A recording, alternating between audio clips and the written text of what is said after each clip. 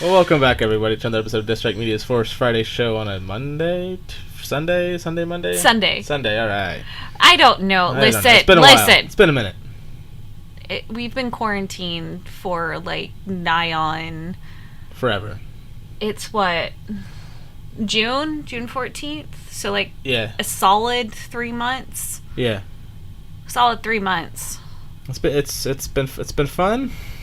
No. No. We've been stuck in the house with our children. With 2 kids. And if everyone says, oh, your kids are great, yeah, being stuck with them for 3 months is fantastic. Our children are, really awesome, though. They are really good.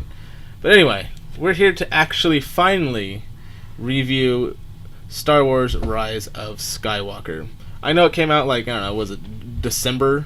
But, life happens and COVID happens. We can't get around to it. My buddy James already reviewed it, even though it was months late. But hey, this is our take. This is the Force Friday show take. And this is the channel that loves Star Wars. So let's kind of dig into this a little bit. What do you think of the movie? You forgot to introduce yourself. Did I? Yes. Well, my name is James Waddington. Next to me is my lovely wife, Valerie Hitz. Yes, different last names. Don't ask. It doesn't matter. No, I can tell you I'm lazy. Ladies, you know how hard it is to change your name. I never took it because I'm lazy. Hit is such a shorter name than Waddington. It's got 1,000 letters, and then Hit has got 4. So yeah, I understand it. But the abuse as a child. I know. We don't want to have our kids go through that, so that's why they have my last name. That's true. Anyway, get back into this review. Star Wars Rise of Skywalker. We actually saw it in the theaters when it came out. We did the premiere thing, and we watched it a couple of times since then. But I have my opinions. Let's get Valerie's opinion. What is your overall opinion of the film? Yay.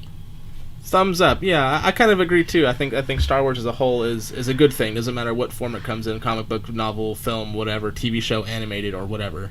Mandalorian, same thing. I love it all. Okay. No. Mandalorian is just beautiful. It is beautiful.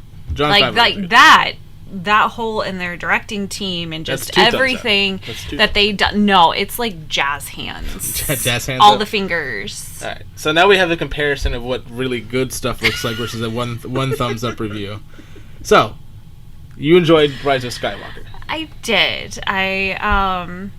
Honestly, the second one made me kind of sad just because it was like a filler episode almost. The second one as in Last Jedi? Yeah. I mean, I liked a lot of points about it, but it was a filler episode.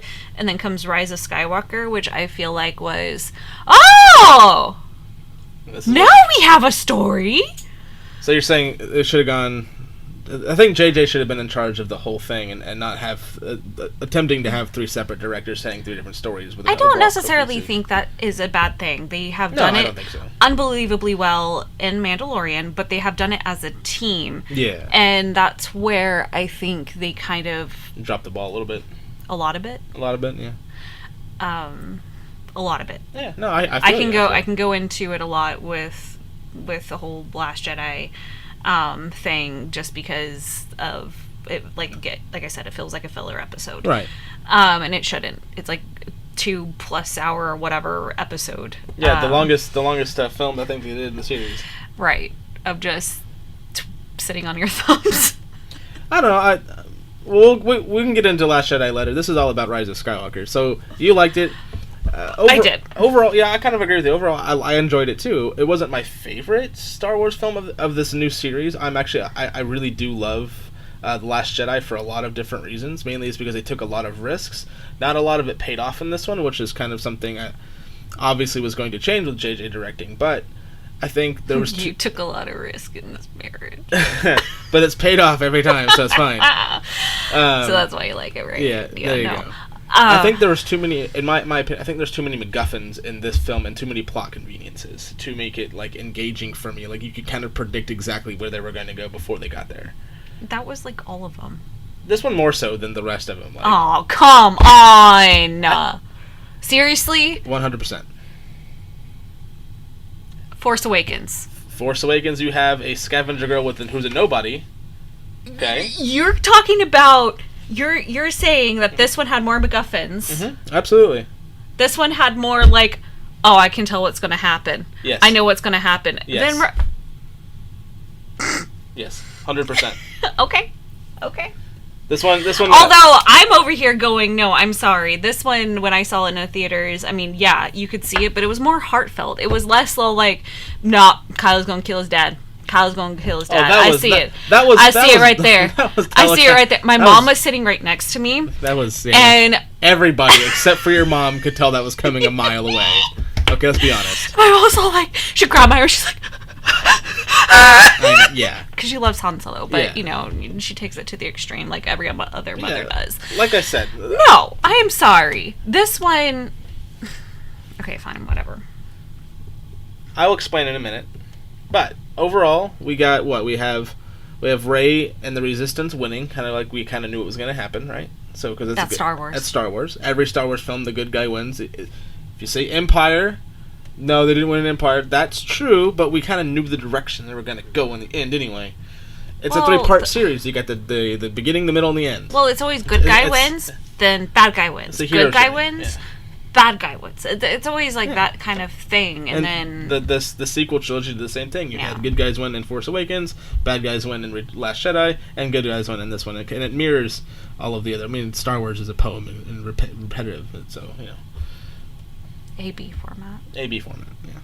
Anyway, so right. we kind of start this film with a really cool scene. You see Kylo on Mustafar fighting the natives, and Valerie brought up a very good point. It looked like he was trying in a very angsty teenager way, because Kylo is nothing but teenage angst. I love him. I love what's the actor? Adam Driver? Yeah, I love him. He's adorable. He's wonderful. He's a great actor. He has done beautiful things and works, and he works really hard, but I'm sorry, Kylo Ren as a character is straight up teenage angst. Oh, 100%. And it's just, like, that is the kid that's slamming the doors. I was that kid. I mean... Most of us were that kid, let's be real. Right? Like, he is everything about teenage angst. So it looks like he is on Mustafar killing the natives, like he's trying to be Darth Vader in Dark Disciple. Nope, Lord of the Sith. Lord of the Sith, sorry. Where Vader, if you haven't read the book, basically, and there's a scene in the book should. The where books Vader are just beautiful. like trashes an entire indigenous species of a planet. Because, you know, he's Vader. And honestly, the books really get into like how much of a baddie he is, and baddie. And it looks like that's what he's trying to live up to in a really teenagey way. And then you get the whole like Force Awakens, I wear a mask because I have all the angst. Right. And then Last Jedi, I'm not wearing my mask no more. And this one he gets it back, right? I'm wearing my mask again. But just kidding. I found the light. There you go. Praise Jesus. So she brought up a good point of it being, you're good, the microphone's fine. Brought up a good point of it reminding her of the Lord of the Sith book, which I thought, I didn't even make that connection, but I mean, if they didn't mean for it to happen, I thought that was a great idea. But then we get the Palpatine reveal very early on in this movie. How did you feel about that? And the Vat of Snoke. Yeah, that was just so when I first saw that, it was like the first off, the noise of straight up the cat, like when you pick up your cat wrong and like she's trying to meow and she's slightly upset that you picked her up the wrong way, that's exactly what it sounds like, but I know it's done with like synth violins or whatever. Yeah. Anyway, our cat's down there, probably gonna jump up here in a minute and get in the way. That's fine. The demon. So I felt like, oh, thank God, let us get to some darkness, let us get into the nitty-gritty, but it brought up a lot of questions for me. Not necessarily like, okay, well, first off, we knew that he was coming back. Right. We knew that at Celebration. Like, it was... You got his voice. And we got his voice. We have the poster right there, and you can see his eyes. His yeah, eyes I mean, it's gonna happen. Yeah. So we knew that. But, what was chilling for me was just like how they introduced it with all of the Snoke cloned things, and he's like a marionette, which is kind of messed up. Yeah, a little bit. Because of just like how vulnerable he is in that state, and he trusts his disciples to basically, you know, take care of him, put the Foley bag correctly. Yeah, you know, he's put in the IVs. He's got the Sith waist. Just saying, like, you know, you got a Kath. Yeah, you got a Kathy the Emperor just so. And you got to change out those Foley bags every so often. You do. You will get an infection. 100%. And you have to make sure the bed sores, don't get too out of hand. You got to rotate him every 2 hours. Left and I'm right, sure that's why he down. looks like a marionette. But still, you get the bed sores like right here. Always. At any rate. That's his hands. Hands are bed sores. He's laying on his hands. Oh, 100. He's Whatever. The thumbs. He's twiddling his thumbs until a plot can actually move forward. Until they find a MacGuffin. One of the many MacGuffins in this film. That's what happened to his hands. Yeah. He twiddled them too long. Looking for the MacGuffins. Waiting for the MacGuffins. I mean, it was chilling. It was wonderful. I really wish that it was more? Yeah, I feel like so too. I kind of wish that they actually went full force, if you will. Punny, very punny. No, I thought that was a mom joke because it was bad. Oh, well. It wasn't even good, like a dad Not joke. even a good dad joke? Yeah, dad jokes are better than mom jokes, if you guys don't know. Now you do. No, I thought it would have been better if we really brought him in earlier to get a more grittier feel to it, because it's like, questions. Here are my questions. I will do my best to answer them if I can. How long? Because basically, these 9 movies are Palpatine. Yeah. And his rise to power and then subsequent death. This is the story of him. Yeah, it's not. But told from the other side. So Skywalker, yeah. It's told from Skywalker perspective, if you will, or the good guy perspective. But we're watching him rise from being a politician, to senator, to emperor, to all those things, chancellor. That's the word. Right. Up to emperor, up to scary bad emperor, then dead. To evil overlord of all the Sith, which questions, and this is definitely calling out my lack of knowledge. That's okay. I thought that there were only 2 Sith Lords, and we couldn't have that many following. So what's with these billions? Because they have to billions upon trillions of people to build that many ships, to have that many disciples, so to recruit that many bodies, to make even that many droids. I know droids could build each other, but still, it's just, that's a lot of resources. And I get that they're out in the Outer Rims, and I get, their universe is vast, and whatever. And I mean, how fast can they get to warp 10? Can't push it any faster, Captain. All right, I'm sorry, guys. I'm not so to answer your question, the best Star Wars aficionado. So the book trilogy, Aftermath trilogy, it kind of explains what happened to the fleet. A lot of them go to the unknown regions to hide and to regroup. Palpatine's final order was to go do that, and then the game, one of the new Star Wars games that came out, Fallen Order, I think so. Anyway, they kind of explain what happens again post that. Like there's an order Palpatine gives to go do that. Once they're in the unknown regions, they do have more backing, they do have more finances, they do have more resources out there because of things, even stuff I don't know. How? Because aren't the Chiss from the unknown regions? But yeah, Chiss are from the unknown regions. And aren't the Griss? Yeah. Isn't the other guy the other bad guy baddies? There's some baddies out there. There's a bunch of baddies out there. And there's a lot of things that go on in the unknown regions. We should know about more of that. We should. Well, we don't. And that's okay if we don't. Listen, though. Listen. Mm-hmm. We need to know. Okay, well, I'll look it up and I will. We'll make the stories. Write books. I want to know. I want to know about the Dirty Underground. I'm sure I want to know more about the unknown regions because it looks really cool. Thrawn Ascendancy is coming out, so I know. I love the Thrawn books, guys. If you have not read them, yeah, you got to read the new Thrawn trilogy, not the old one. If you enjoy those too, by all means enjoy them. There's nothing wrong with them, but the canon's good because it's canon. Right, read them, or if you're like me and have severe ADHD and can't Audible. Audible, or just any sort of audiobook. Local library, honestly, it's free. You get to, do that. But be safe because COVID. Yes. But seriously. Yeah. No. And who, Mark, is it Mark? Mark Thompson. Mark Thompson. Yeah, he's the narrator. Really good. I swear to Jesus. Thrawn. Yeah. Anyway, getting back to Rise of Skywalker. So, got over there with us, got Palpatine. So, what do you think about them using the non-used Leia stuff from The Force Awakens and being into this movie? Because they didn't use they didn't use a double, they didn't use CG, they used all the unused clips from Force Awakens. They didn't use Rian Johnson's. They just used JJ's because I guess JJ was like, no, I'm gonna use my stuff. What do you think about that? Did it feel like it was choppy a bit? Did you feel like it was smooth and transitioned well? Yes, it felt choppy just because the only choppy bit about it was between Force Awakens and Rise of Skywalker was like 5 minutes. Yeah, it's like a year, and then, I think, maybe 2. And then between...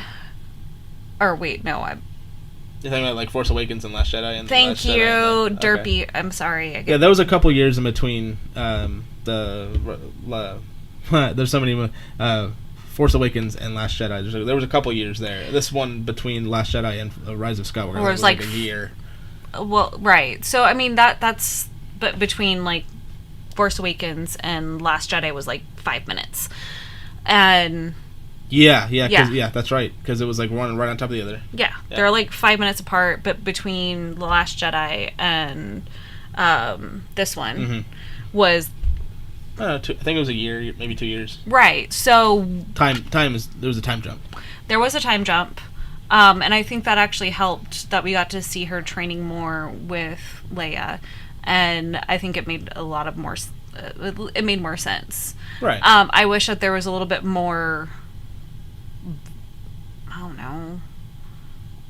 I don't want it to be like obvious that it was like a time, that they were. Hey, it's been this amount of time since, the last time we saw. But it would have been like, you've been training for like, blah, blah, yeah. Yeah. Instead of like, you've been over your training all the time. Yeah. So the audience would have like a little bit of an idea of how much time has passed. I think it was really good that they did not CG Space Mom. Yeah. And it actually... And that's my question to you, like, what were your feelings seeing her on the screen for the first time after her death? I thought it was a bold move to use unused or unseen clips from Force Awakens. I think that was a very bold move because Carrie Fisher herself had changed so much in between Force Awakens and Last Jedi. Like, her features on her face changed. Because of her lifestyle and what she does, and she was not the healthiest person, and she was okay with that, and us, the audience, have accepted her that way, which is perfect. But I thought it was a bold move. I did feel a little bit like maybe it's because I can watch the film almost like a critique. I could kind of see where they cut it in and re-edit it, which I was more amazed at over that than adding Tarkin into Rogue One. Which was good. That was amazing that they could do that. But I felt like it was a little choppy. They obviously staged some of the shots to match up exactly so Rey could interact with Leia and the sort of blended scene. But I didn't feel it as, a plebe, if you will. I didn't feel it to be choppy. I felt not like it wasn't like in your face choppy. I just saw it. Because you can pick up on the nuances. I mean that's what you do. Yeah. I don't. Okay. I can see if a garment is poorly made or beautifully made. I mean that's what I do. Yeah, exactly. But from just being part of the layman, like it looked really good really put good. Together. Mm-hmm. It was believable to me. I got emotional seeing her on the screen because Carrie Fisher has been just she has been very proactive about mental health, and I think that's something very present nowadays. Yes, especially right now.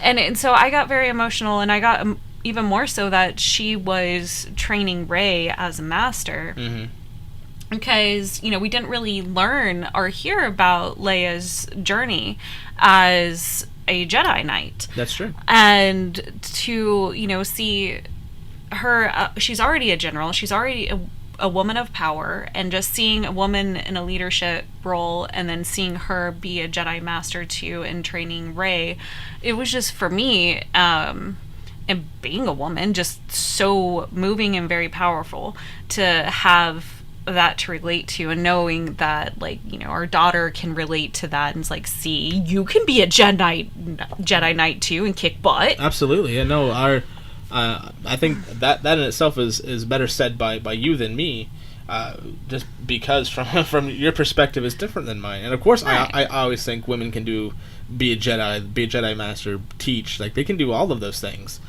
But I think you're right, from it coming, like, seeing Leia and then Carrie Fisher both, like, teaching, because obviously, like, you know, you'd want to see Carrie Fisher right now teach a young Jedi, right? Listen, like, I'm gonna get emotional now. Like, if Carrie Fisher was still with us, yeah, in this time and day, like, I know she would have a lot to say about what's been going on. Absolutely. Not just politically here. We're just talking about, like, with just COVID and all that stuff. Just, you know, being humans. Yeah, absolutely. Being kind to each other, being, you know, being a healing force, and, you know.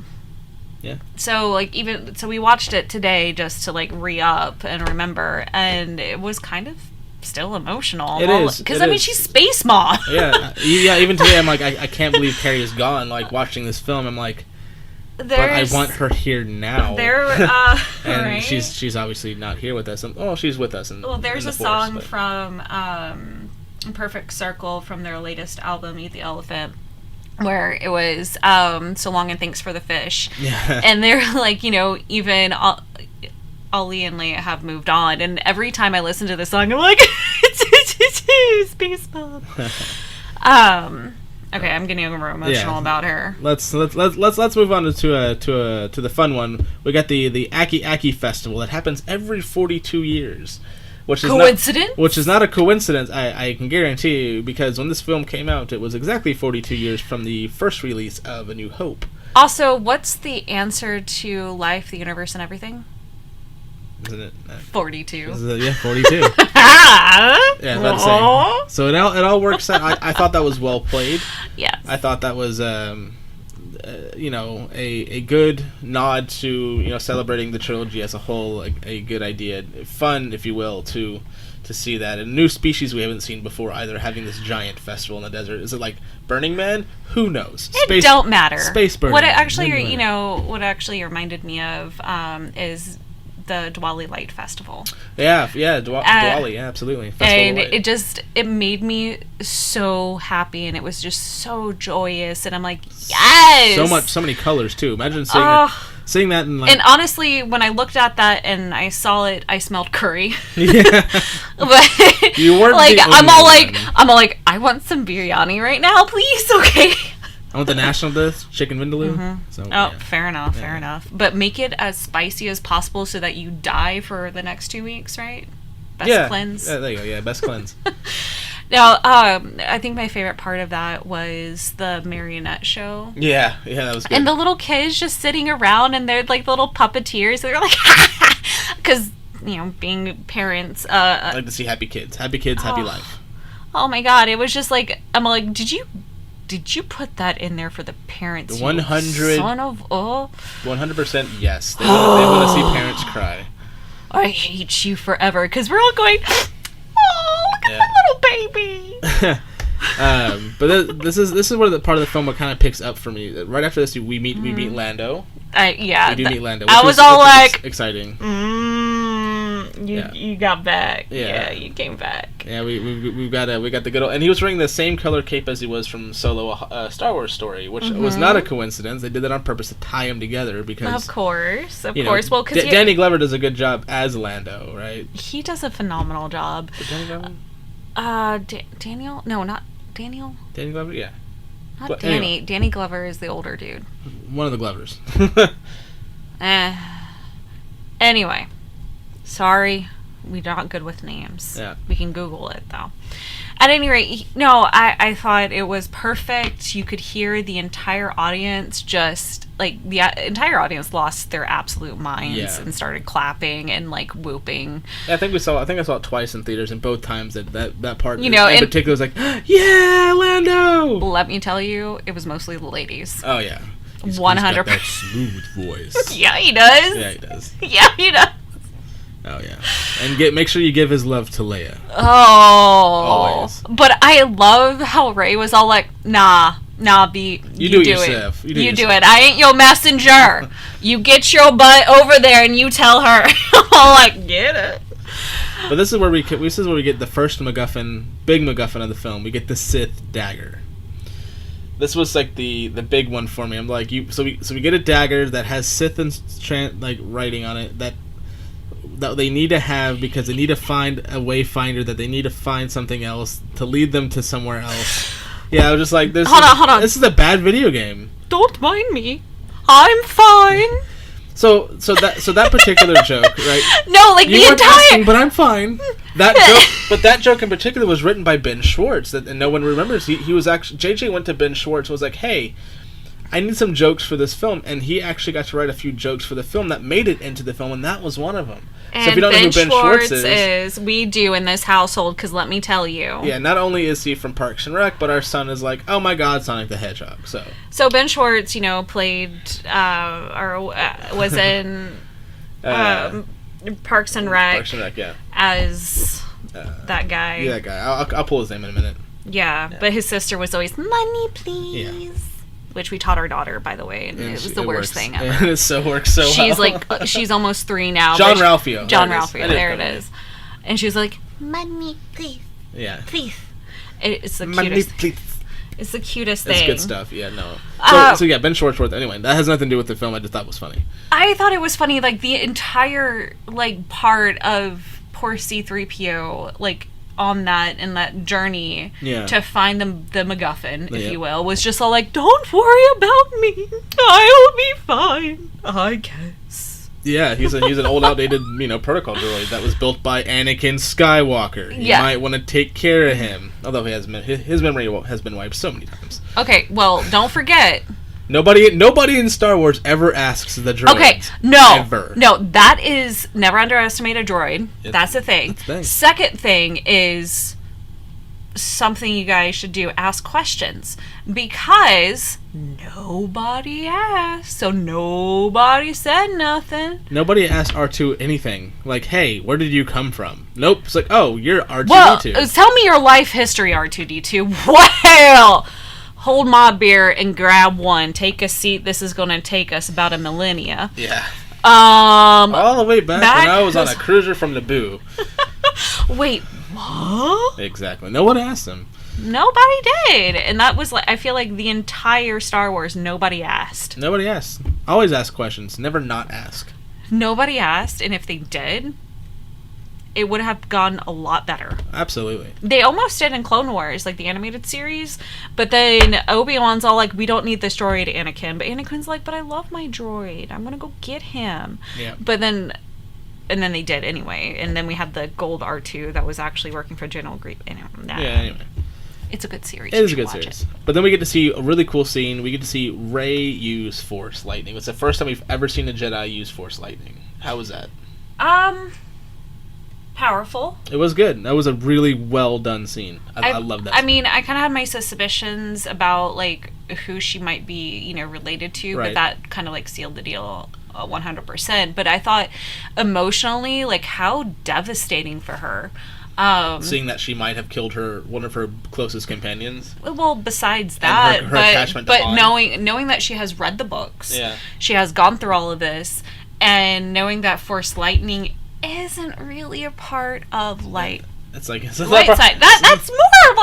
the dark. It's not a part of the Jedi training that they do there. Not at all. And you can't. I feel like at this point you can't really put her as a straight up white Jedi, if you will. She's more gray Jedi, she's more of a gray. She's right. She's in between. But I think that was the moment for her that she does have darkness in her, and it's very much of that angst that we all feel of I done effed up, and I didn't know I could go this far in my anger. Yeah. And I need to check myself, but now I have consequences. What do I do? Yeah. No, I feel that same as like, I feel that same way about Rey, and during this scene specifically, because yes, you see her use the lighting, a power she never knew she had, and yes, she did read the books. And maybe even if they didn't mention the books, it's not natural for someone to have lightning come out of their hands. It's not something you would associate with like good intentions. So, and then not on top of that, using the Force lightning randomly, and then seeing her like maybe killing her best friend and her only attachment to Han, and that in itself was like for her. I mean, Leia was a mother figure, and Han definitely was a father figure for her for a second, you know. And I mean, listen, the girl was desperate. I know. And she latched on, and we don't know everything that they went through in those, you know, however many weeks they were together, but you know, being, you know, a lack of a father figure for so long, like, and he is such a powerful figure and a role model, even though he is a smuggler. But he can teach her a lot. So no, and Chewie is also in that same role, but he's more of like your fun uncle that you're gonna go get drunk with, and then you just blew him up, right? That's with a dark force lightning thing, like that. That's just shit. Yeah, it's heavy, man. It's heavy. Yeah, so that was really hard. I cried. But then I was like, wait, it's Star Wars. He ain't dead. That the first time when I saw it on the opening night, when she used the Force lightning, I was like, she's a Palpatine. Like, that's the first thought I had, because you only see him use it, and you see Count Dooku use it. Those are the only two you see actually use Force lightning. Yeah, but we all know it's not gonna be Dooku. It's not gonna be Dooku. No. Dooku. Dooku. You said doo-doo. I did. Alright, let's get back into this. So from there, we go to Kijimi. We get to see Kijimi. There's something interesting. Okay, hold on. Yeah. Throughout the entire movie, not to mention, like, the first two, we're all like, why does Poe have all of this smuggler knowledge? Wait, how do you know how to do this? How do you know how to do shady stuff? Because a cool chick in a cool mask said he was a spice runner. She got phasma'd. I'm sorry, but she did. No, I'm sorry. Like, why was that such a big deal? I don't know. Like, okay, why was Finn, like, all about it? I mean, granted, he's probably, you know, I mean, he grew up in the First Order where he's nothing but, like, around... Right. You know, stormtroopers and whatnot. You know, goody two-shoes. And then he's all like, how do you know how to do a hot wire? How do you know about this? How do you know about that? Why is it bad for you to go to this planet? I just feel like everybody comes from somewhere, and especially in the Rebels, and that's like all of them? Yeah, they all do shady stuff. So why does it matter? And why does it have to, like, why is that the thing that they threw in the audience face? Because everyone loves Poe. They wanted to make him less of a hero and more of a regular Joe. No, less of a hero, more of a anti-hero. They wanted to make him more like Han. Yeah, that's more true. smugglery. Yeah. Yeah, no, I see that, because, you know, But he already had that cowboy aspect. We did not need it thrown in our face. Yeah, he already had the swagger, man. All we had to do would be all like, well, okay, I hotwired a thing, and be all like, you hotwired a thing. You did hotwire. I mean, so the hotwire thing, it's like he had to fix the Falcon a lot and his own X-Wing, so he would probably knows how to hotwire. I mean, I'm sorry, if you know anything about it, like electronics especially or cars. automobiles, like, for real. Even in a galaxy far, far away, you guys still got to hotwire speeders and ships. Like, it's not it's not going to be a thing. It's not going to be a thing. Like, no. It's like people know how to do that. Right. So I would assume that shouldn't have been. I think it would have been a lot cooler and a lot smoother. It would have been a little bit more Lando-y if they were just like, yeah, I know of a place. Had some bad dealings, but that's all right. Yeah. And then they went there and just like played it cool instead of being all like, what do you mean? Yeah, I agree with you. But I think. But yeah, cool chick in a mask. Cool chick in a mask. I think Zori Bliss got the Phasma treatment. She just was a cool chick in a mask. She had more lines, but she didn't really do anything besides give a disc. And with told him where Babu was. And also to tell him, no, back off, homie. I don't need you. Yeah. That was really cool. That was really good. Yeah, it's good to have when women stand their own and don't always fall for the guy, because that doesn't even happen. That doesn't happen in real life. Let's be real. Guys are jerks. they expect things and they shouldn't always get it. Oh, don't even let me go on a tangent about a video I watched about gold digging. No, we've got the John Williams cameo to talk about. Did you catch that? He was the bartender at the bar that they were at to meet Babu. That was John Williams behind the bar. Son of a... You didn't catch it! Yay! I knew something new. Well, because I literally have not even seen that, because every single time I have been distracted at that bar scene. Yeah, so that was John Williams behind the bar. Well, that's amazing. I love John Williams. Yeah, so that was, I think, I'm probably wrong, but that might have been his one and only cameo in the Star Wars. I'm probably not. I'm probably wrong. I don't know. It was a really good cameo, though. It was really good cameo. I love him. Yeah, he does good. Great music for not just Star Wars, but all his film category. Right? Well, just, as a musician myself, like, it's... It's hard... Not hard. It's easy for me to nerd out about it, and more hard for me to stay quiet about, like, music and stuff. Sure. No, I get that. You're definitely the musician in the family, and I'm obviously not, so don't even ask me to sing, ever. Please don't. But we get to meet the coolest character in the entire film, Babu Frick. When he came out on the press press releases and stuff for like figures, everyone latched onto this guy. Like, who's this little dude? And he did not let down. He is the coolest guy ever. He's the uncle that you get drunk with. And tells you all the embarrassing stories about your parents. Also that, or me. Or you.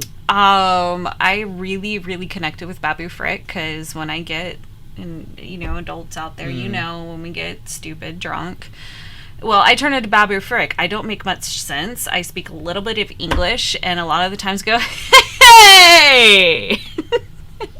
Yeah. And, also, he kind of, in more of like a sober tone, he reminds me of my sister-in-law's father, and he's from Greece. Oh, yeah. And it is... I'm sorry, but it is the funniest thing. It is pretty good. I totally agree with you. No, it's the best. Like, he is the best. No, I agree. It's something that, unless you know someone from Greece... Or any... I don't know. I don't want to be like... Okay, so also he can remind me of a friend of mine who's from Bosnia. Right. Yes. We're mentioning all of these foreign countries. And it's just like, with the harder, it has with the harder consonant accents, but with a more of a Slavic tone, and it's the same thing. It's like, hey, it's okay, don't worry, just take vodka, a little bit of lemon, you'll be fine in the morning. Esmond would actually tell me this when I would come to work sick.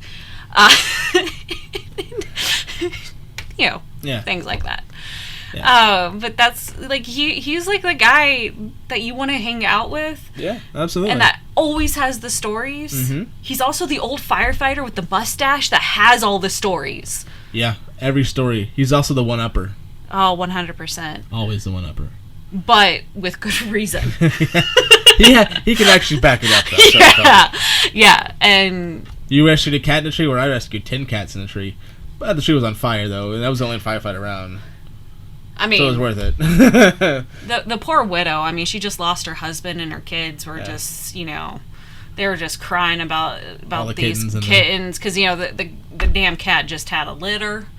I don't know what happened, but I think the neighbor's dog that had 3 legs just went over there and just started chasing them, and it just done run up the tree. The one-upper.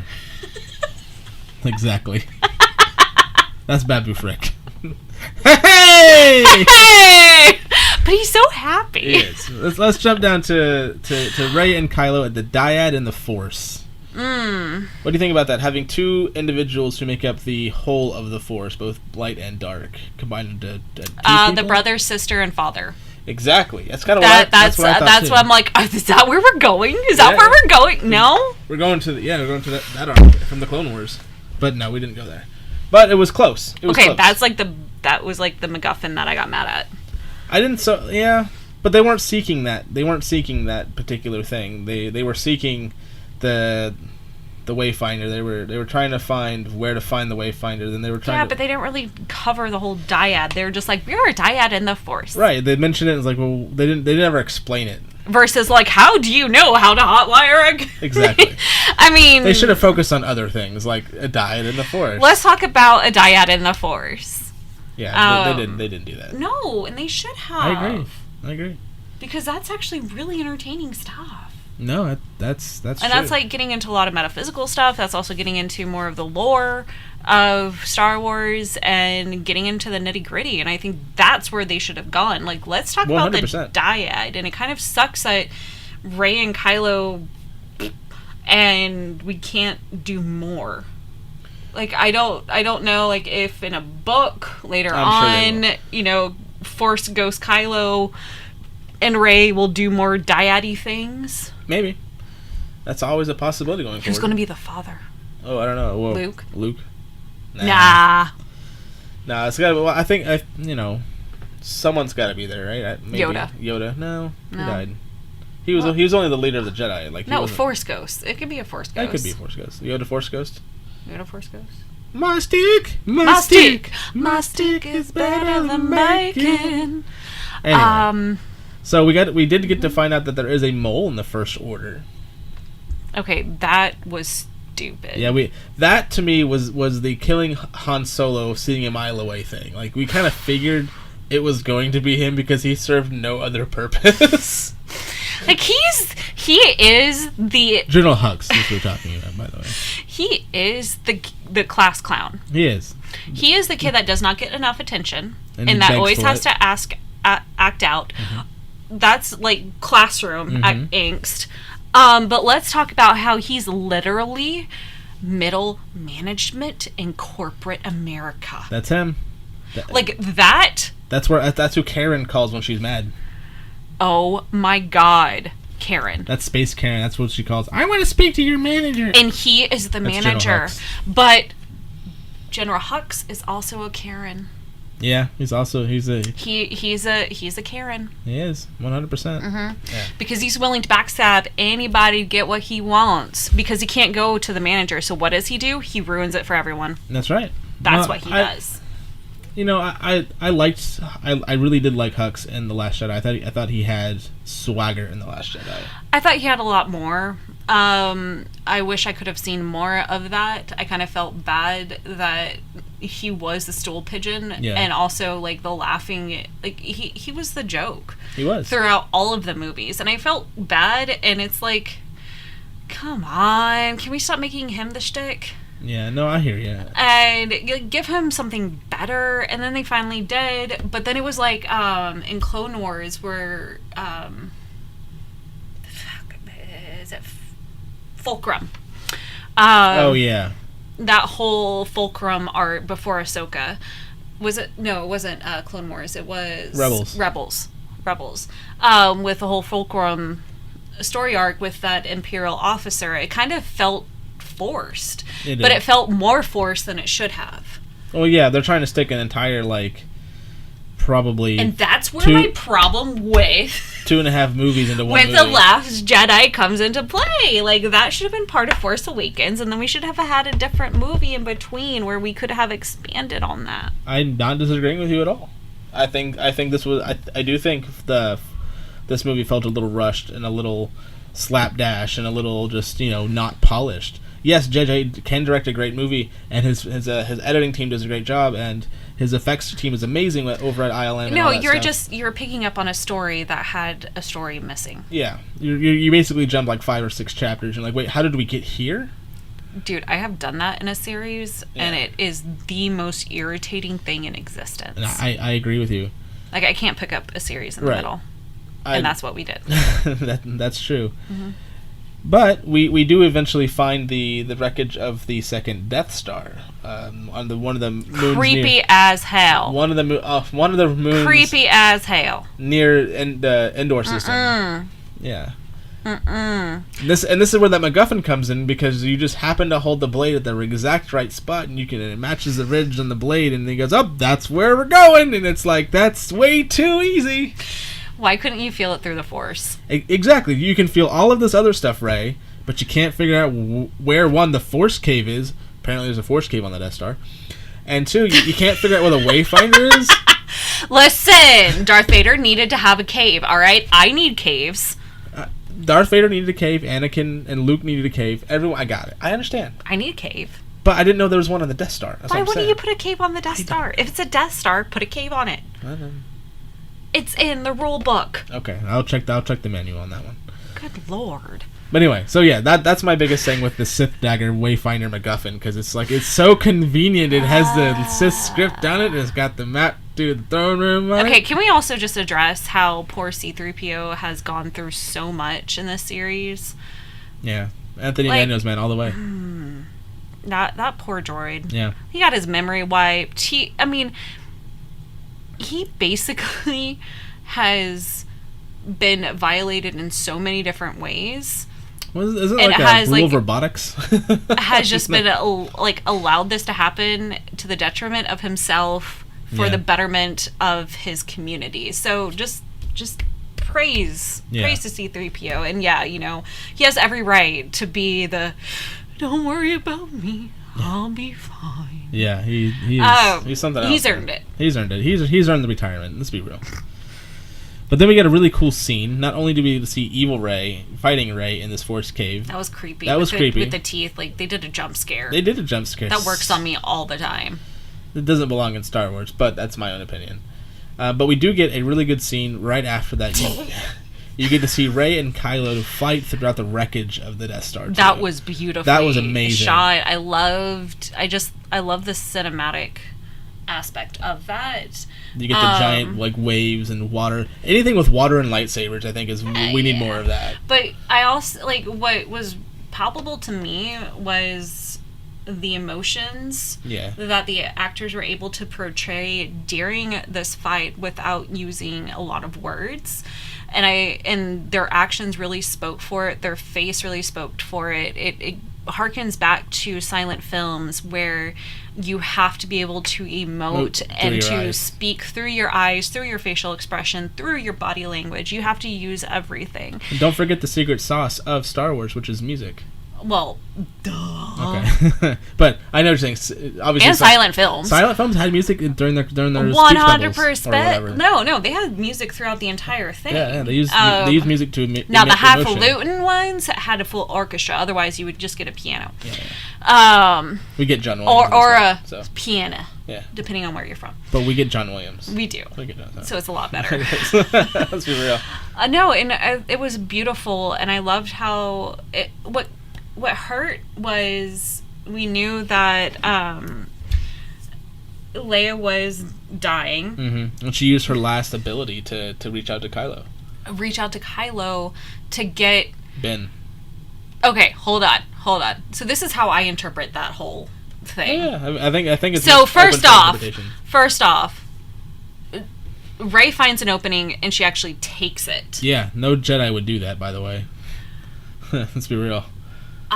The balls to do that, I was all like, just using the weakness of the Force to manipulate and use 100%. I'm sorry, in a life or death situation like that, no, granted, no Jedi, whatever, they could hold their punch, but that's in this chapter of Star Wars, that's not where we're at. No, we don't have necessarily we're not the height of the Jedi in the Clone Wars. No, we're not in a strict, light dark side.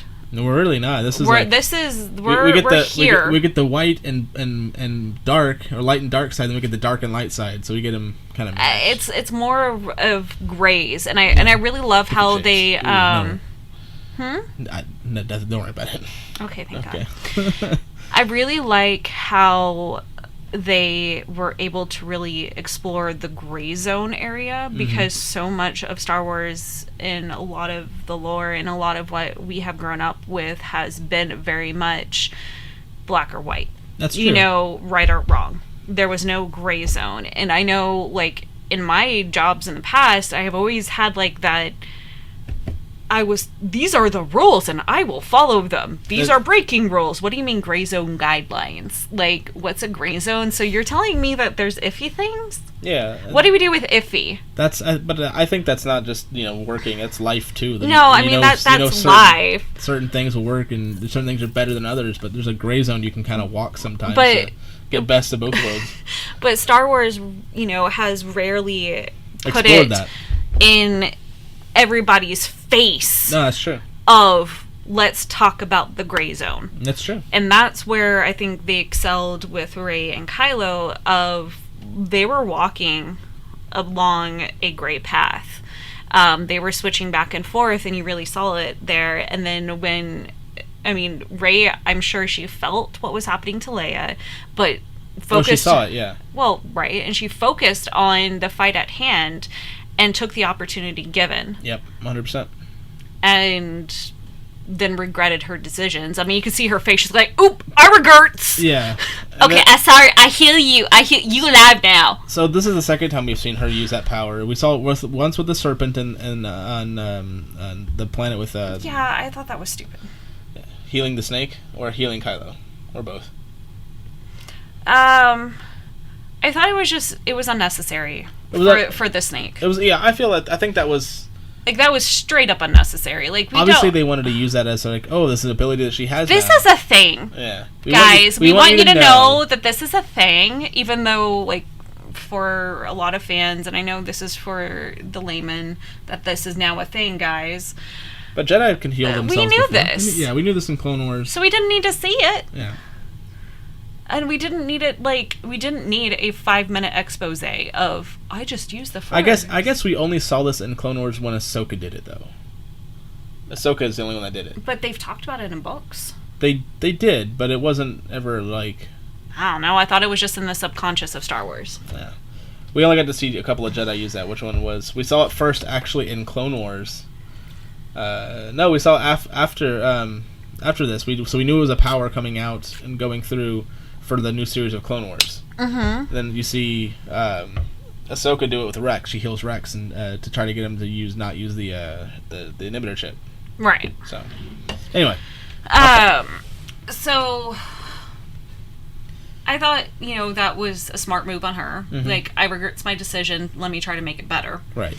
But I think the whole memory of Han, mm-hmm. if we want to get into that real quick, it was, I think, personally, was Leia reaching out to Ben, but more like reaching out to Han, going, listen, you need to go over there and you need to talk to your son. You tried once, you failed, now you gotta do it again, because you gotta make up for the first So, time. I mean, as parents of two small children that can get into trouble often. Dyad of the Force, those two. I swear.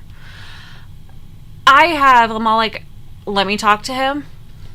Our son is very bullheaded, and I love him for it. But honestly, it's like, I'm going to throttle him sometimes. I'm like, so I try to explain. We try to do this. Yeah. It doesn't work. So I'm all like, James, you better go over there and you better talk to your son right now before I punt him across the yard.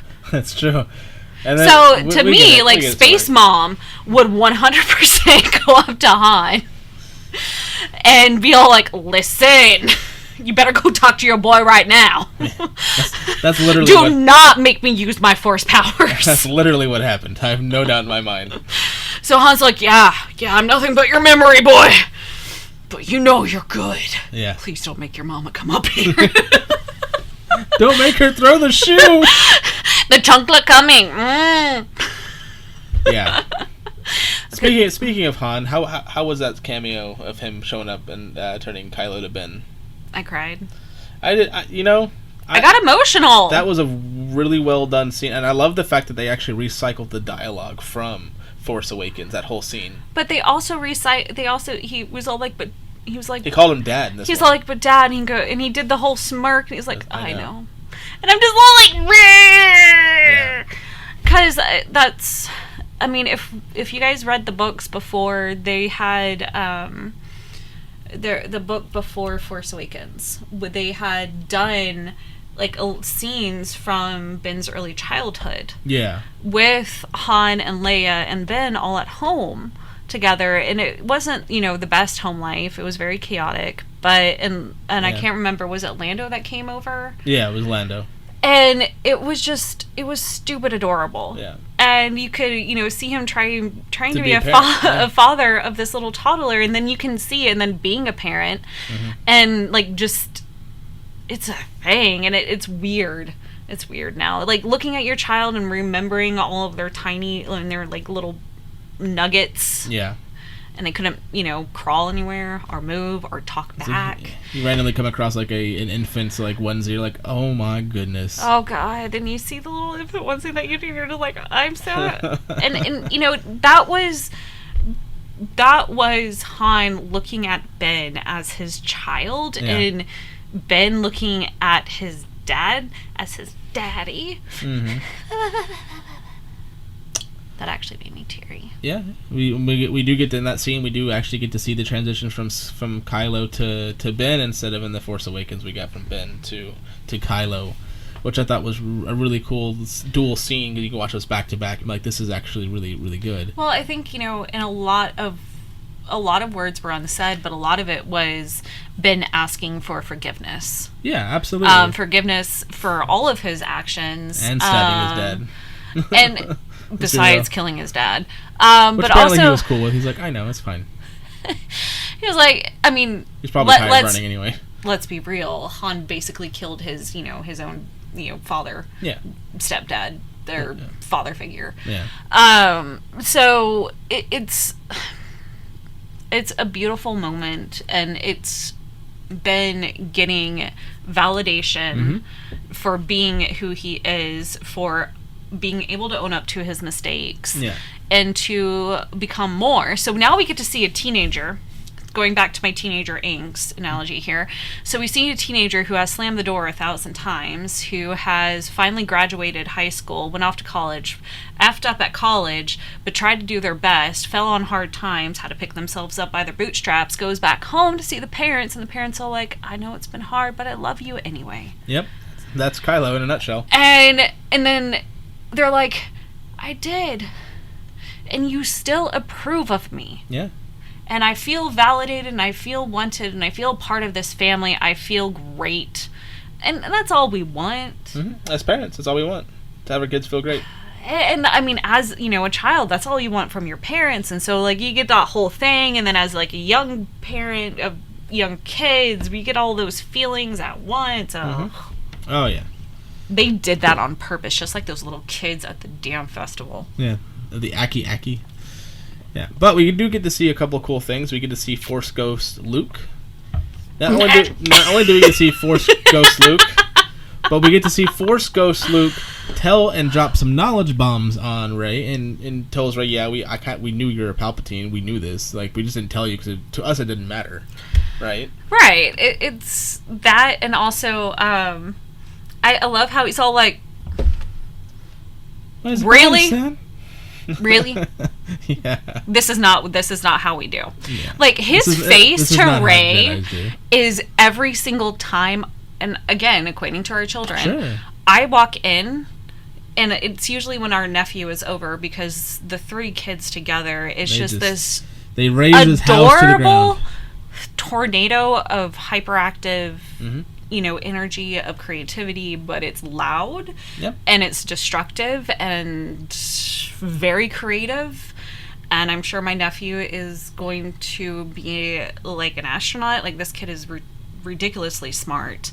And anyway, he comes up with really interesting engineering problems, learns how to fix it, and implements it with his little cousins, who are our kids who are much younger. Yeah, and who follow him like, and they're like fish they are, and they're like, that sounds like a great idea. Yeah. I mean, he's basically, they're like, he's I don't know the picnic basket.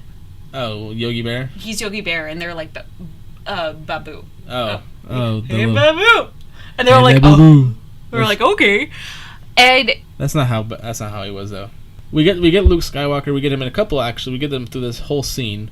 We get Luke dropping some knowledge bombs on Rey, and then we get Luke Skywalker finally raising Red 5 out of water of some sort. Right? That was kind of fun to see. I know that was a nod to the audience because obviously you wanted to see Luke do that in Empire, but we don't. It took 40 years to 42? get. No, 40. Oh. Yeah, 40 years.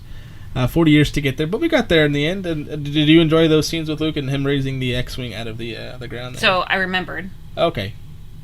Basically, to sum it all up, Luke's face to Rey when she lit that stuff on fire and he came out and he's all like, "Really, this is how you're gonna do it?" Is every parent's face when they walk in on their kids doing something stupid. That's true. And like right there, but then like seeing him being all like, "I'm using the Force to lift it up. It's so heavy. It's so heavy." How did Yoda make this look so easy? That's not inaccurate. I mean, it was like it took you to become a Force ghost to finally pick up your toys. Yeah, absolutely. That's if our kids ever use that, I'm not gonna pick up my toys and all my Force Ghost. One, I'd be very proud because they reference that, and two, they're gonna be Force Ghosts really quickly. It's like, well, done. Okay, well, I guess all your toys are getting donated. Yeah. Bye. Yeah. Oh. But we also get to see Leia's lightsaber, which no one has ever seen before. Which no, is and cool. they did he did a small expose about how Leia was training to be a Jedi Knight, and then she stopped because she had this vision of what the path ahead looked like. Right. So I'm really hoping that we're going to get a book.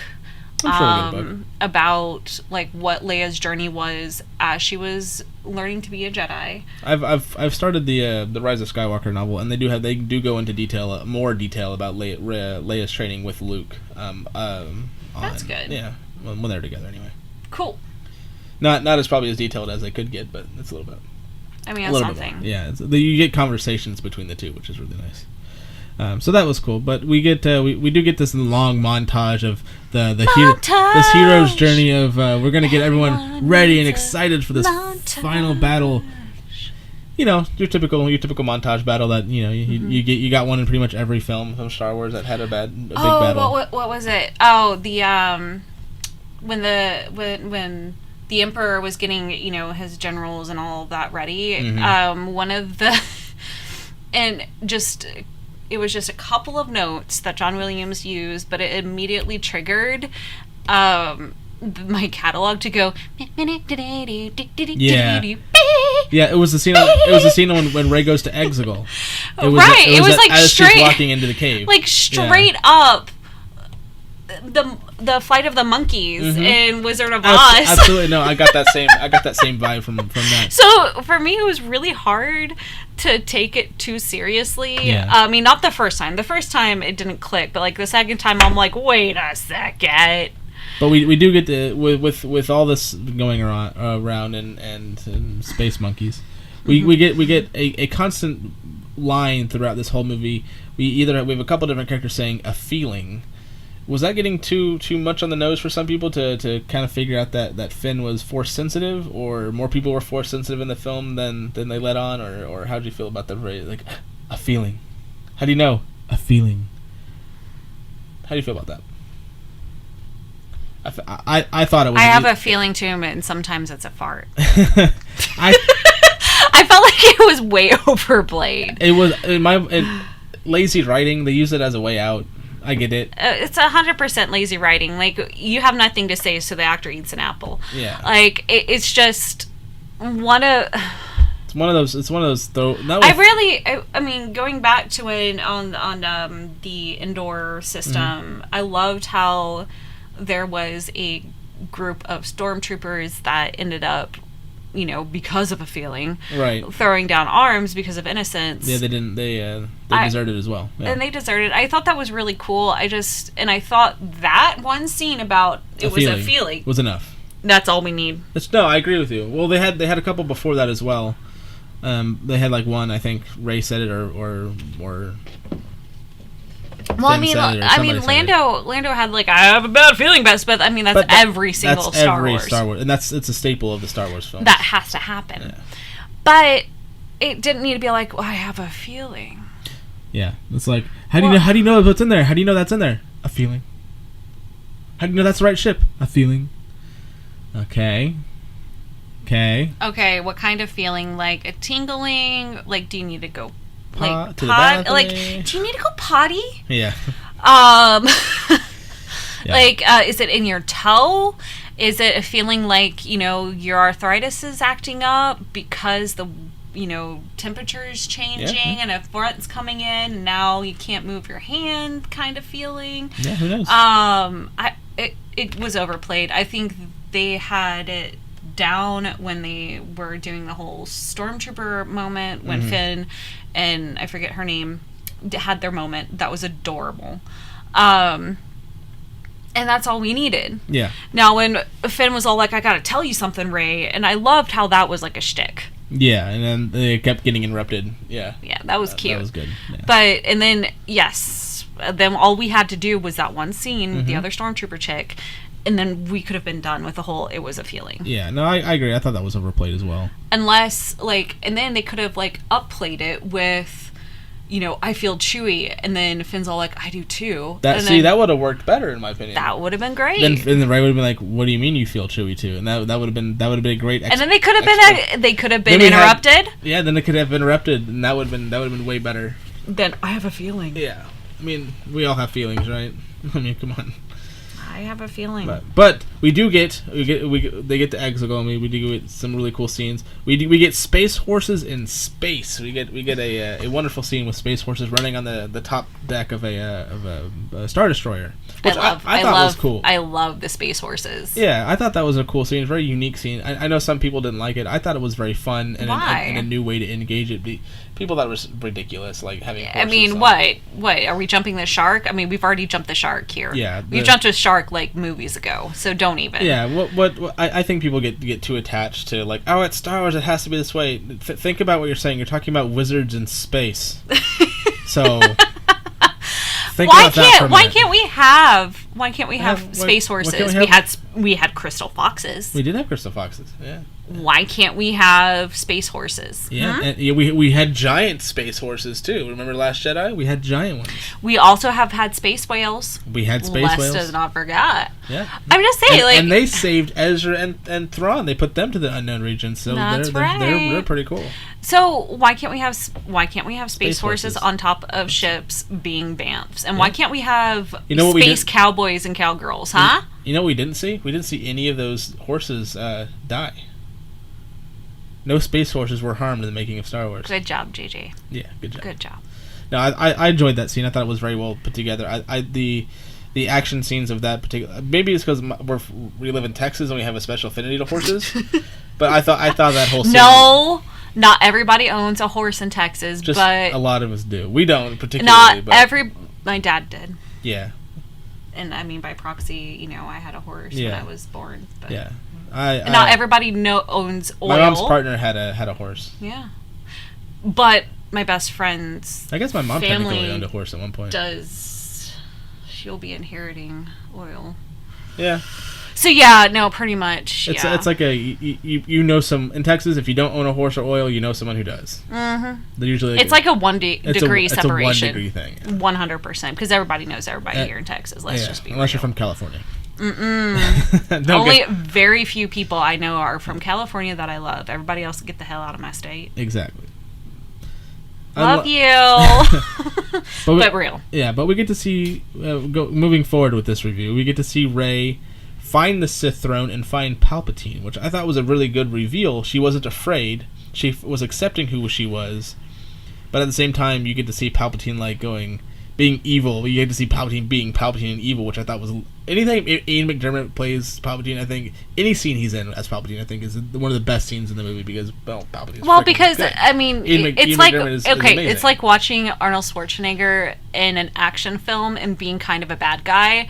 It's just beautiful. Yeah, they go full ham, and it's good. And they make it the most believable character. Yeah, I think the interaction between Rey and Palpatine and that whole scene More even after the, with the dyad, with Palpatine being a BAMF, but all of that, like in Kylo against his Death Troopers and all of that. Oh, the Knights of Ren, yeah. Which I thought was a good fight. It was a good fight. It was nice, but you get to see Kylo kind of get his ass handed to him a little bit. What was really good about that entire scene, honestly, was pointing towards family toxic relationships and patriarchal toxic relationships, and just being a part of one in the past. We've always done it this way. It must be done this way. No.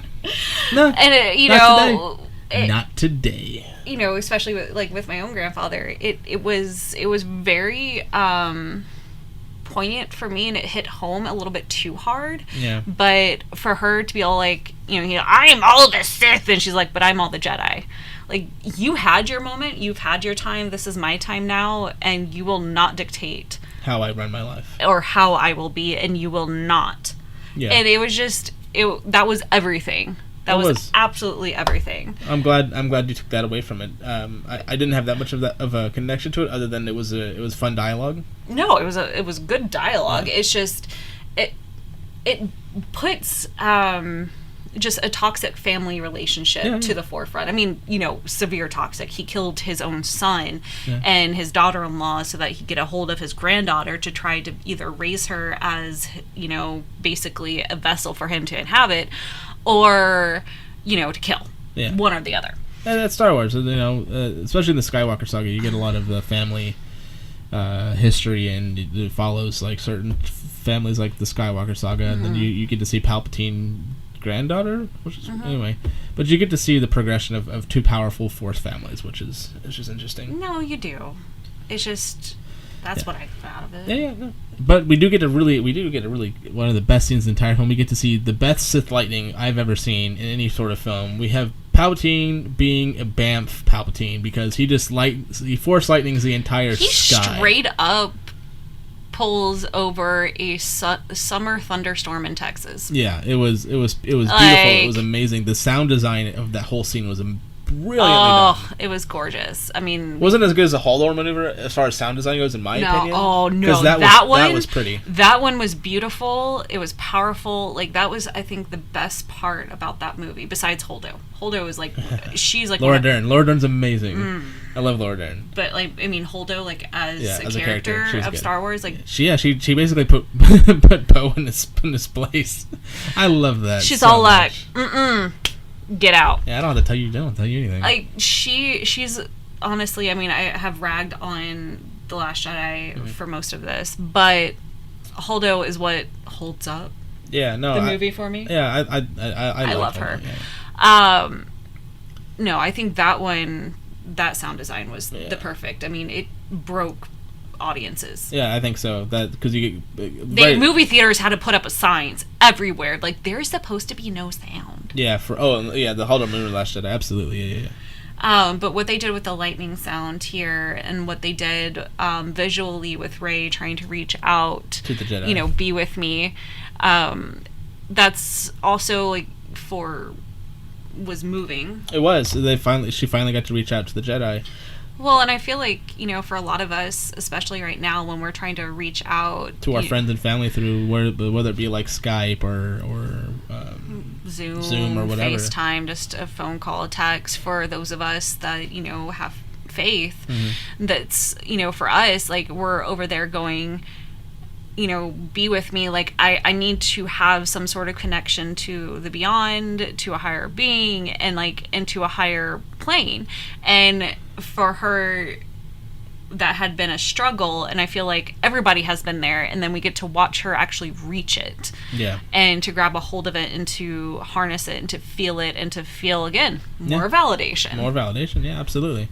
And she gets up, and she pulls she grabs herself up by her bootstraps and faces Palpatine yet again, but She does it with 2 lightsabers this time, not just the one. I love the dual lightsaber I do thing. too. I thought that was good. Ahsoka has been one of my biggest heroes for a long time, and I love that she goes dual. And so it made me really happy, but it wasn't just, any lightsabers. It was Leia's and Luke's. Yeah, or so, Anakin's even, right? So, right. Yeah, so yeah, it's a Skywalker lineage saber that she beat Palpatine with, which I thought was amazing. Plus, you get Leia's, which is also a Skywalker saber, so it's not like it's just any saber, like you said. Other questions I have are, who are the people? Like, who are the guys there? I asked that same question, and I think they're just Sith followers. They're fans of people who like the Sith. They're not like Sith themselves. They're just like supporters. Like you have people who liked the Jedi, who loved the Jedi, but who weren't Jedi. They're supporters, like anything. They're just blind followers, in this case. That's a lot. It is. The Clone Wars kind of shed a light on the people who didn't like the Jedi as much, but they're out there. People liked the Jedi, but Palpatine and Order 66, and they did all they could to get rid of. No, I mean the systematic. Destruction of the Jedi. Yeah. Like it was pretty much. Yeah. But there were supporters out there of both groups. I think at some point in time. And if it would have went the other way and say Palpatine won, I'm sure it would have been a whole galaxy of Sith supporters versus a whole galaxy of Jedi supporters back in the day. The Force swings both ways, but it'll it balances, right? So it's Force is balanced. Is that funny? That was like a really, really dirty joke. It was, wasn't it? But. I am a 12-year-old boy. But Rey beating Palpatine does actually take Rey's life, technically speaking. But then we have Kylo saves Rey. I loved how Kylo pulled himself up from a chasm. Yeah. And I like how, in that moment, it was not Kylo, it was definitely Ben. Yes. And sorry, yes, it was Ben, not Kylo. You're right. He finds Rey, she's very much dead, and I really appreciate how they portrayed Rey's death. Yeah. Because it was not a beautiful one. It was closer to realistic. Yeah. It wasn't glorious. It wasn't glamorous. It was just I did a thing. I just passed or just. Well, I mean, her eyes were open. Yep. Her mouth was slightly open. All we needed was her pupils to be more dilated. Yeah. I mean, it was. Well, when Snoke got cut in half, his tongue was hanging out, so at least they didn't go that route. Well, that would have been a little bit over. A little overkill? A little bit much. But they had, the color change of her face. Like, color drained a little bit, yeah. I feel like that was more visceral of a reaction, because if any of you have ever seen a dead person, like, you can obviously tell. Yeah, it doesn't matter how good the makeup artist is. No. You can tell that they're not living. And, even... minus them being in a casket. Taking a nap. Right? Because, most of the deaths that we see on screen are... Yeah. I have closed my eyes. Okay, Mr. DeMille, I'm ready for my close-up. But I'm a dead close-up. Yes. Let me Vogue. And this one was more, and this is she looked like she had gone. She looked like she had gone. She had passed, and that's one of the things I love about Rey, just in general, is that Daisy Ridley is a very good actor.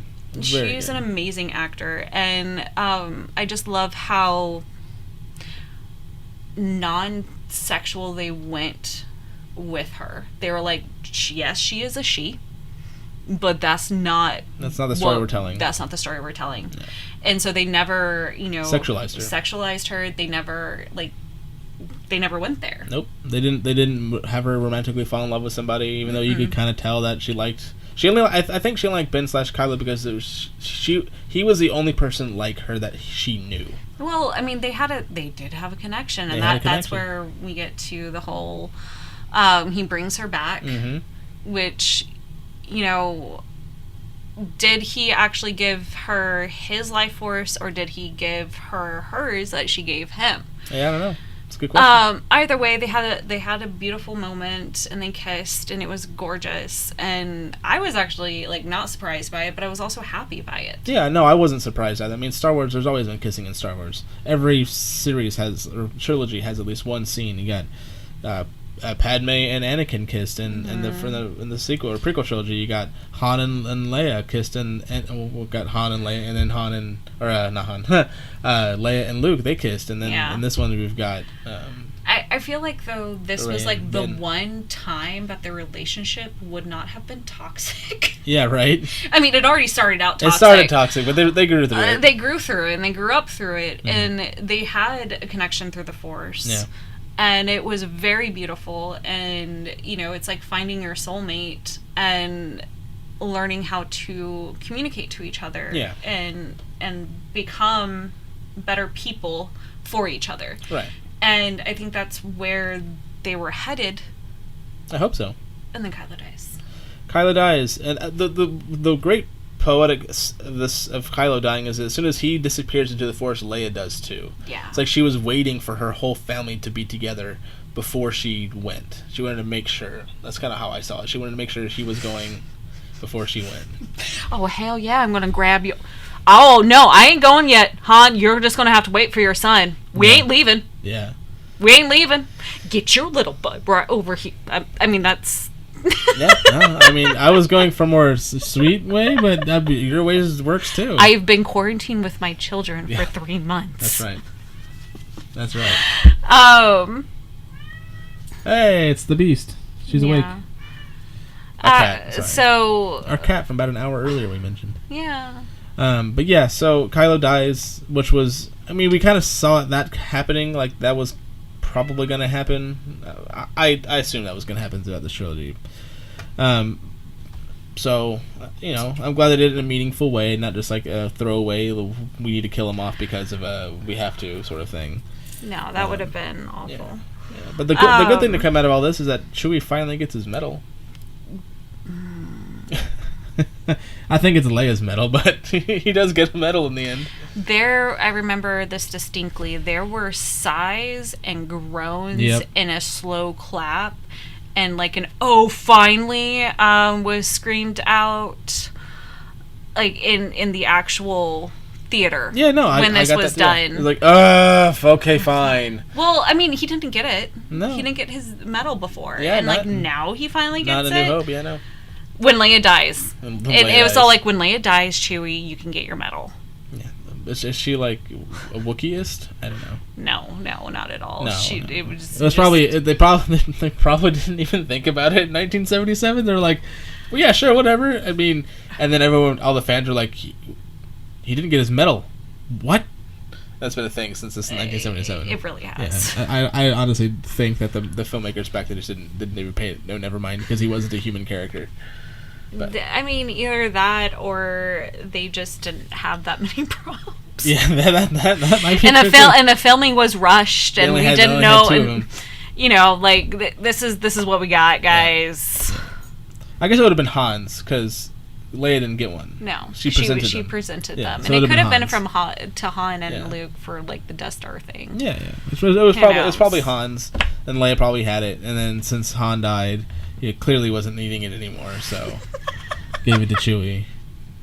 I'm surprised Chewie didn't already have it, to be honest. Anyway, so we're wrapping this thing up. So we get Rey. You know, they save the day, and cut scene. We see Rey on Tatooine burying some lightsabers. Okay, so going back, this is like one of the weird details that I hyper focused on, but how they never sexualized Rey when she is wrapping up the lightsabers and she's putting it into the ground, like you see her hands. And honestly, I love how rough her hands look. Yeah, they've seen some stuff. They are rough. They have been like she obviously has worked with her hands, and that to me, as in my profession, you know, somebody who does everything with my hands, and you know, trying to be this beautiful, you know, dainty lady, but I have like these hardworking, you know, hands, and seeing this on screen just it helps. Yeah, It's no, all like, it's look, there's another awesome lady out there working her tush off with her hands, so you don't have to feel like yeah, I have to have like these perfect princess, hands. like dainty lily hands. Yeah, you know? no, I feel you. I thought that was a really good touch. I picked on that too as well. That's good. Yeah, no, it's not like it's not well manicured. Obviously, the nails looked manicured a Yeah. little bit, but I mean the skin didn't. Well, no, her skin looked like Rough. Looked good. They look good for the film. they look like worked hands. Yeah, worked hands. Yeah, so she buries Luke's / Anakin's and Leia's on Tatooine, I guess, because Alderaan doesn't exist. You can't exactly do that. Too soon? Too soon? No. So I thought that was a fitting end to close out the I love how Skywalker saga. she grabs a thing to go into The the slide- home so slide she down can the- slide down, and you can like see Daisy Ridley. She's like, The last time she did that, she was on Jakku. no, So it's but fine. it's so cute. I know, she looked like she was having a good time. Oh no, But we do get a lightsaber color reveal. She has a yellow lightsaber. that makes me happy because Yeah. if for those of you that are in the know, who also has yellow lightsabers, Temple guards. Yeah, they do. Temple guards have yellow sabers, which is pretty amazing.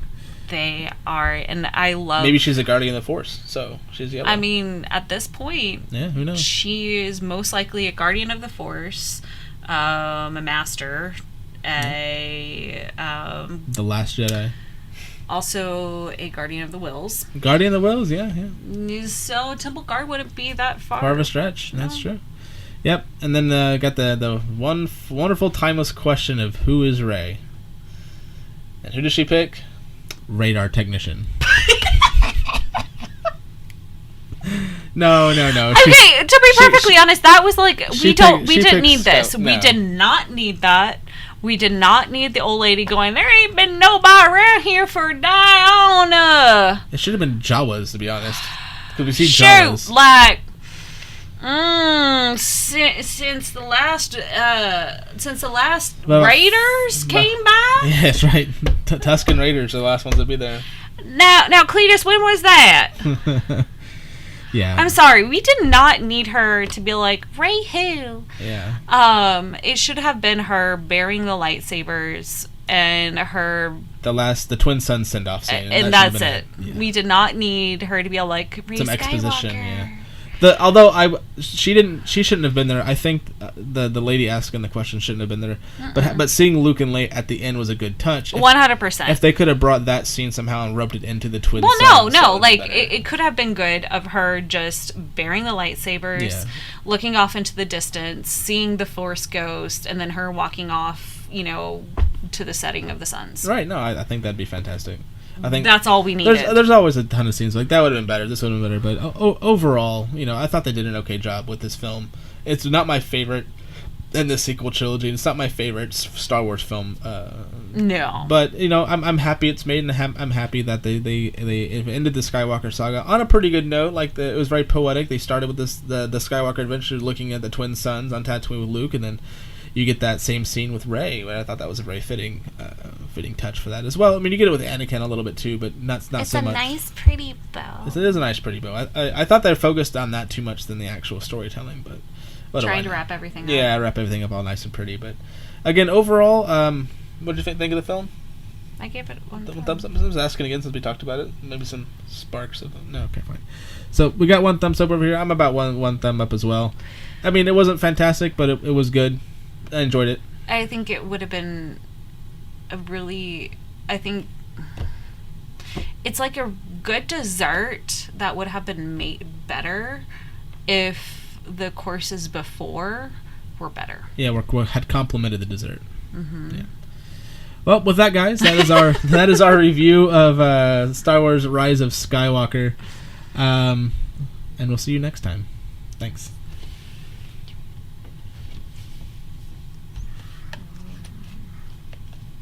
You have so much of my rants to edit out.